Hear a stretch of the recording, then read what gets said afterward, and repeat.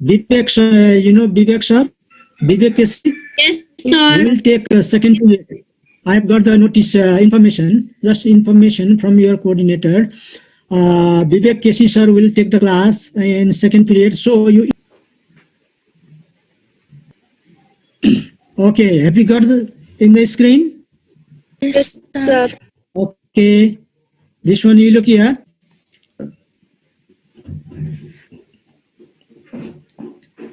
Okay.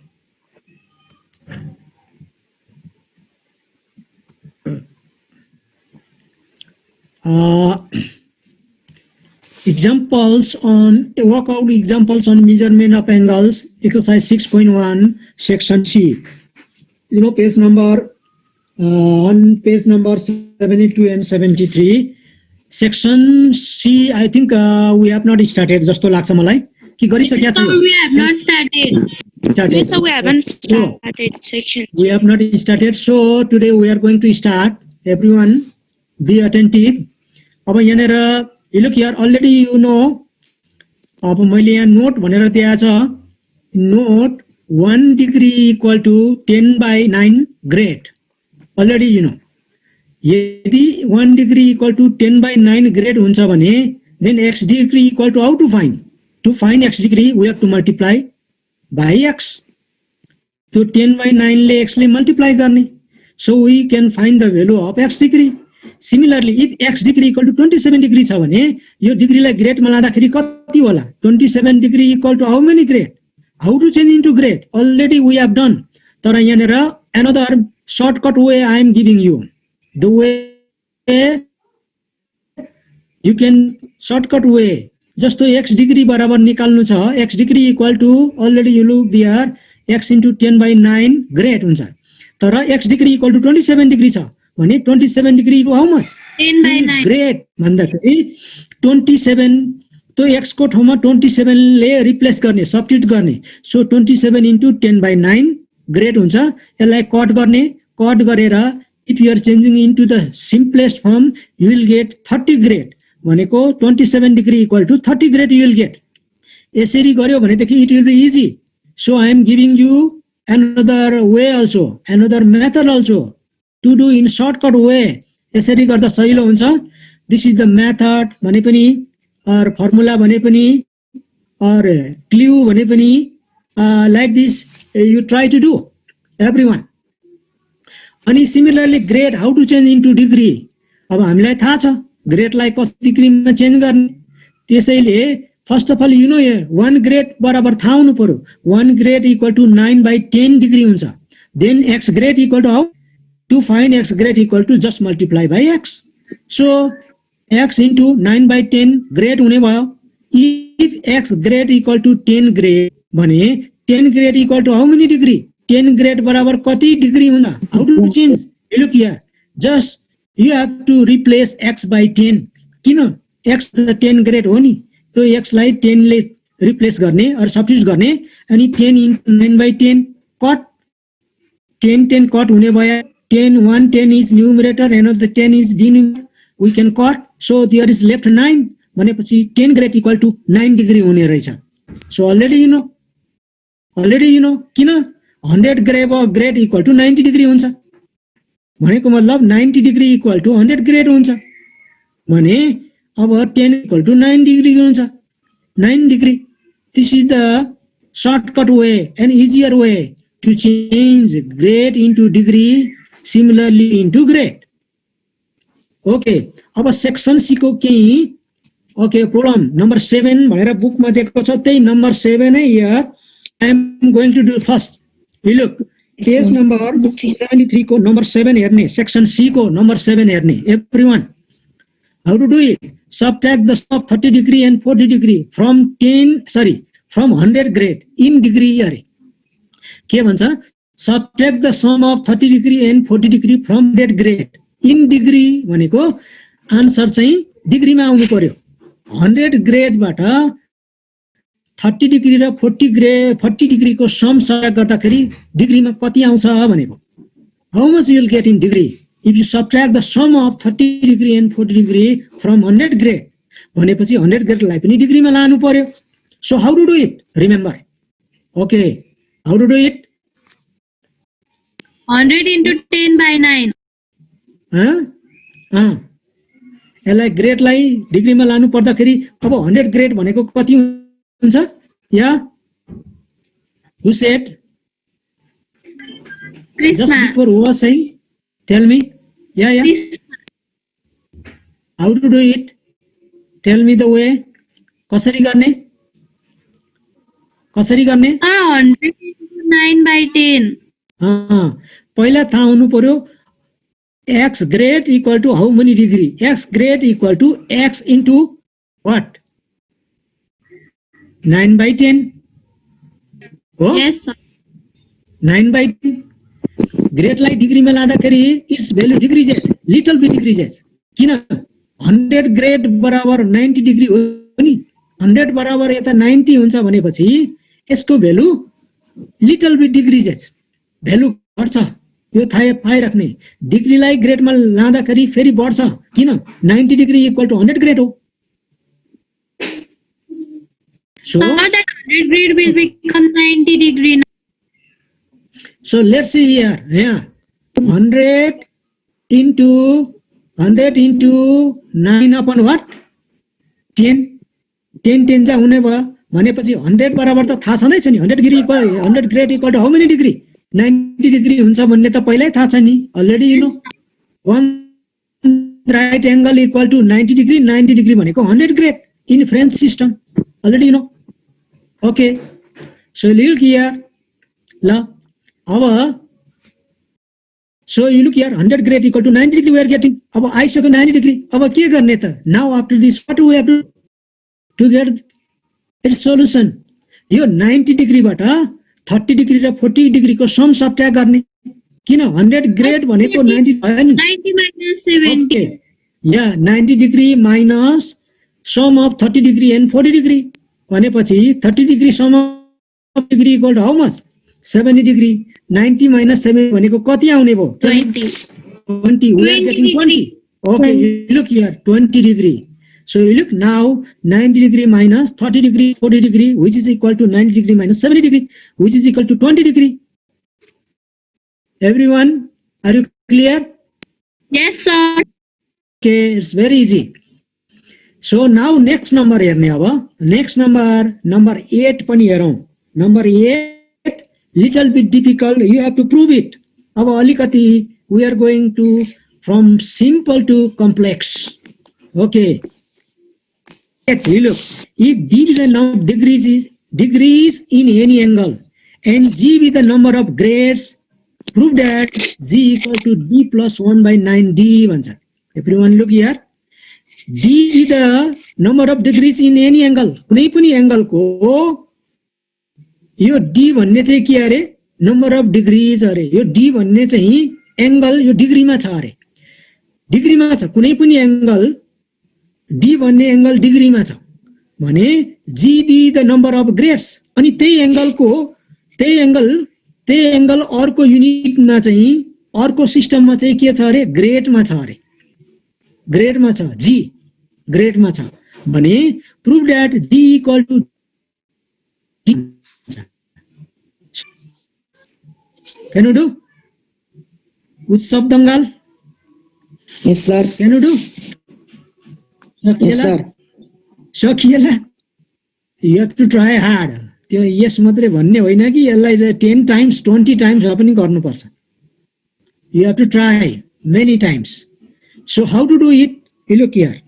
अब पहिलो कुरो यहाँ के गर्ने भन्नेदेखि यो जुन डिग्री छ यो डिग्रीलाई ग्रेडमा चेन्ज गर्नु पर्यो। किन? ग्रेड इक्वल टु भनेर दिएको छ नि। प्रुभ दैट g भनेको त ग्रेड हो। g equal to d plus 1 by 9d। त्यो d भन्ने जुन डिग्री छ the angle in degree is d। त्यो एउटा कुनै पनि एंगल जुन डिग्रीमा छ त्यो चाहिँ के हो भन्दाखेरि d हो। d भन्ने एंगल चाहिँ डिग्रीमा छ भन्छ। Okay, how to do it? Everyone look here. Okay, but you need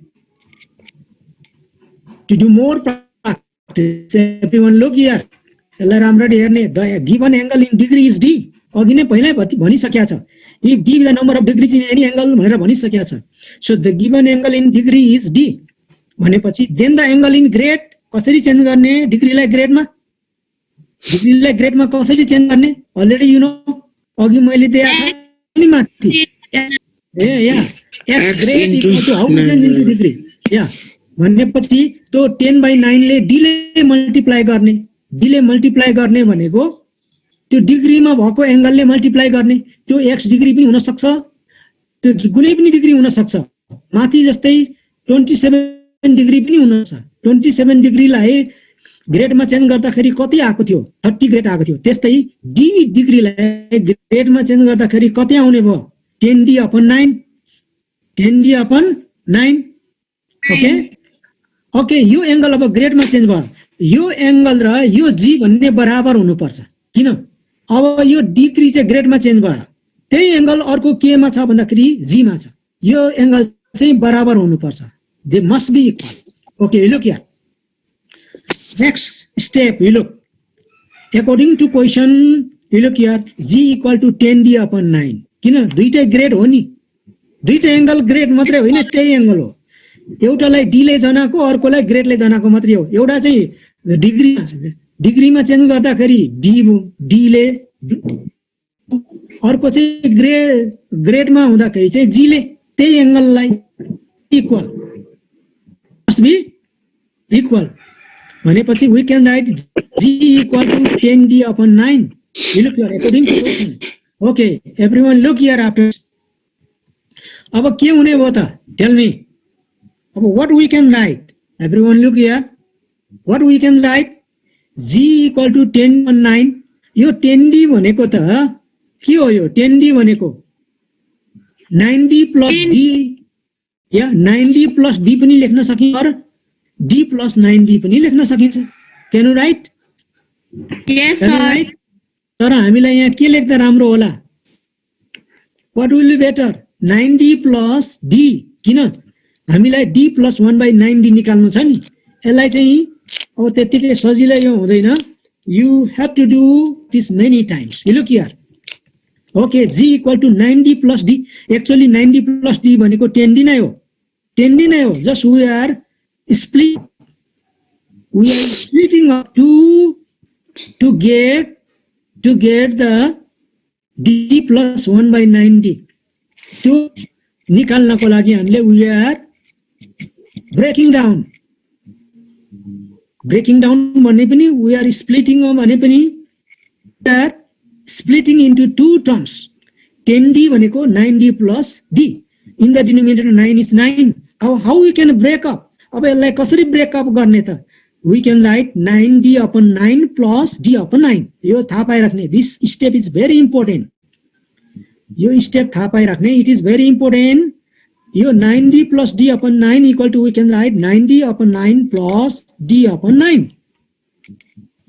okay after this you look here अब 9 and 9 we can cut किन यो न्यूमरेटरमा छ it is in denominator अब d/9 भनेको d/9 okay next step what we can write 9d/9 cut भइसकेपछि just we can write d plus d/9 लाई we can write just 1/9 okay so you look here now d which is we can write 9d/9 plus d/9 equal to we can write d plus 1/9d यही निकाल्नु थियो हामीले proof that भनेको आयो g equal to we have to get d plus 1/9d so we are getting भनेपछि therefore g equal to d plus 1/9d it is proved यसरी निकाल्ने okay but you need to do more and more practice यसलाई निकै practice चाहिन्छ okay यसलाई practice पनि plus अलिकति creative पनि हुनु पर्यो टु प्रुफ यो त्यतिकै सजिलै आउँदैन ओके हेलो किया यु गट द आइडिया सकिएला नि अब Yes, sir. okay it is proved you look here finally you have to write it is proved like this so now next okay यो exercise अब बाँकी रहेको 9 नम्बर 10 नम्बर 11 12 जति पनि छ you get the help from workout इक्जाम्पल्सबाट पनि help लिने you get the idea it means you get the idea त्यो गर्ने जहिले पनि you follow your text book त्यतिकै अन्धाधुन्दामा गर्ने होइन ओके कसैको सार्ने होइन सारेर you will not learn okay our next for next let's see here radian सम्बन्धी पनि अलिकति हेरौँ radian okay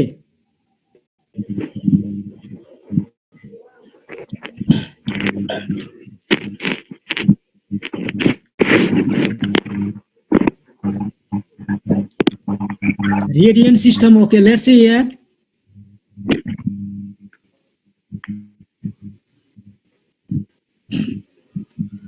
okay you look here अब यसको लागि चाहिँ you look you open page number 74 page number 70 74.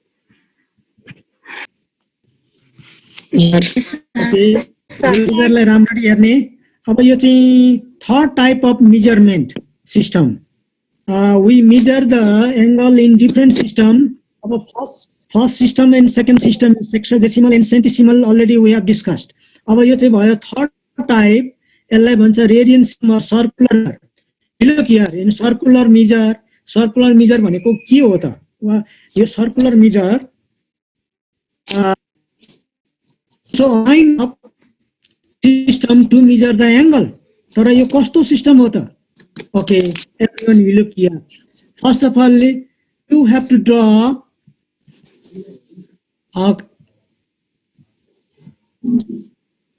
a circle with center O. You look here, draw a circle with center O and radius OA. यो OA भनेको चाहिँ radius भइहाल्यो. Take any point B on the circumference. Okay, B is any point on the circumference. Okay, in such that making arc AB equal to radius OA. यो AB भनेको चाहिँ के हो भन्दाखेरि यो AB भनेको arc हो, but which is equal to radius OA. यो OA सँग ठ्याक्कै बराबर छ. यदि यो आर्क AB चाहिँ रेडियस सँग ठ्याक्कै बराबर छ र यो AB ले बनाएको एंगल AOB हो, सेन्टरमा बनाएको छ भने यो एंगल AOB लाई नै के भन्छ भन्दाखेरि 1 रेडियन भन्छ. भनेको angle AOB equal to 1C यो भनेको सर्कुलर एंगल भनेको रेडियन भन्नु र सर्कुलर भन्नु एउटै हो, no difference. You look here, so drawing OB then the angle AOB is formed at the center of circle. Angle AOB is said to be 1 radian. 1 radian लाई कसरी लेख्ने? You look here. 1 radian equal to angle AOB equal to 1 and just you have to give the power C दिने, power दिए जस्तै यसलाई भन्छ radian. 1 radian भनेको यो C भनेको चाहिँ एक्चुअली सर्कुलर मेजर भनेको an arc AB equal to R. यो AB को लेन्थ चाहिँ कति छ भन्दाखेरि रेडियस सँग टक्क बराबर छ भनेको. एभ्रीवन लुक, यदि यो AB इक्वल टु OA सँग रेडियस सँग बराबर छैन भने द्याट्स नट 1 रेडियन. 1 रेडियन हुनको लागि चाहिँ यो AB भन्ने आर्क को लेन्थ चाहिँ रेडियस सँग बराबर हुनुपर्छ र त्यो रेडियस बराबरको आर्कले सेन्टरमा बनाएको एंगललाई नै के भन्छ भन्दाखेरि 1 रेडियन भन्छ. Otherwise that's not 1 radian. Okay, यतिसम्म जानी राख्ने. अब यस पछाडि यु लुक हियर. ओके, यस पछाडिको कुराहरू ओके हामीसँग ओके टाइम पनि कम होला लेट्स सी